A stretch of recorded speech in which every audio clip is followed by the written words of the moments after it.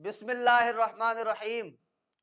پاکستان کے اندر اللہ کے فضل اور کرم سے ہمیشہ اہل حق، علماء اہل سنت والجماعت، علماء دیوبند نے ہر باطل کا مقابلہ کیا ہے، باطل مذہبی صورت میں ہو یا کہ باطل سیاسی میدان کے اندر ہو۔ جمعیت علماء اسلام نے پاکستان تحریک انصاف جب بنی اور عمران خان یہودیت کے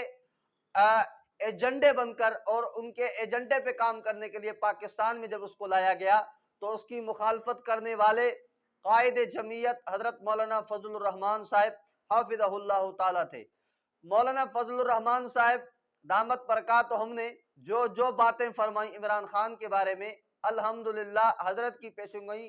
درست، لفظ بلفظ درست ثابت ہوئی، اور دنیا نے دیکھا کہ یہودی ایجنڈے پہ عمران خان کس طرح کام کر رہا تھا۔ پھر بھی اللہ کے فضل و کرم سے اس کو اقتدار سے گرانے میں مولانا فضل الرحمان صاحب کا ہاتھ، اور مولانا نے بڑی محنت کر کے اس کو اقتدار سے نیچے گرایا۔ تو بہرحال اس کے چند لوگ جو سیٹوں میں ابھی کامیاب ہوئے، امیدوار ہوئے، تو یا یوں کہیں کہ وہ بنائے گئے باطل کی طرف سے ان کو باقاعدہ اپنا نمائندہ بھیج کر اس کو کامیاب کرایا گیا۔ اب انہوں نے کیا کیا؟ پہلے تو یہودی کے ایجنڈے پہ کام کر رہے ہیں، اور اب عمران خان سے پاکستان کے مشہور ذاکر، اہل تشیع کے ذاکر راجہ ناصر عباس، جن پہ کئی مقدمات ہیں، اور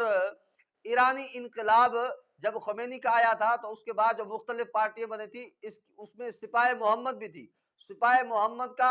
یہ راجہ ناصر عباس جو ہے ان کا مین سربراہ ہے۔ تو اب کئی قسم کے اس نے پاکستان کے اندر سنیوں، مسلمانوں کے، صحافیوں کے، اور اسی طرح امت مسلمہ کے مین مقتدر شخصیات کا قاتل یہ۔ اب راجہ ناصر عباس نے کیا کیا، اس رافضی نے کیا کیا، جا کے عمران خان سے ملا، اور اب پی ٹی آئی کو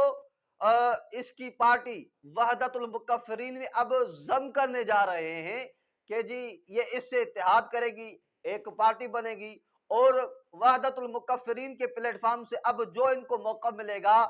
وہی جا کر اسمبلی کے اندر سنائیں گے۔ میرا پیغام یہ ہے پاکستان کے ان سنی غیور پی ٹی آئی سے تعلق رکھنے والے دوستوں سے کہ ابھی مسئلہ آیا ہے ایمان کا۔ آپ سے گزارش یہ ہے، ہاتھ جوڑ کے عرض کرتا ہوں کہ اس پی ٹی آئی فتنے سے اپنی اظہار برات کریں اور اپنے ایمان کو بچائیں، اور وحدت المکفرین کا بائیکاٹ کریں اور احتجاج ریکارڈ کروائیں، اور ہر کسی کو بولیں کہ یہ وحدت المکفرین مسلمانوں کی نہیں تنظیم، یہ تو ایرانی ایجنڈے پہ کام کرنے والی، اور ان کا مقصد یہ ہے صبح و شام جن کے مذہب میں صحابہ کرام رضوان اللہ علیہم اجمعین پہ تبرہ کرنا عبادت ہو، جن کے مذہب میں حضرات ابو بکر و عمر رضی اللہ تعالیٰ عنہ کے خلاف زبان بولنا عبادت ہو، جن کے مذہب کے اندر متع عبادت ہو، جن کے مذہب کے اندر اللہ تعالیٰ کو نعوذ باللہ عقیدہ بدا، یعنی اللہ تعالیٰ کو پہلے چیز کا علم نہیں ہوتا، بعد میں جب وہ چیز واقع ہو جاتی ہے پھر علم ہو جاتا ہے، جس کا یہ عقیدہ ہو، جس کا یہ نظریہ ہو، جو صراحتاً شیخین حضرت ابو بکر عمر رضی اللہ عنہ پہ تبرہ کرے، جو سیدنا حضرت امیر معاویہ رضی اللہ عنہ پہ بھوکتا پھرے، امہات المومنین کو جو برا بلا کہے، اب سنی مسلمانوں کی خدمت میں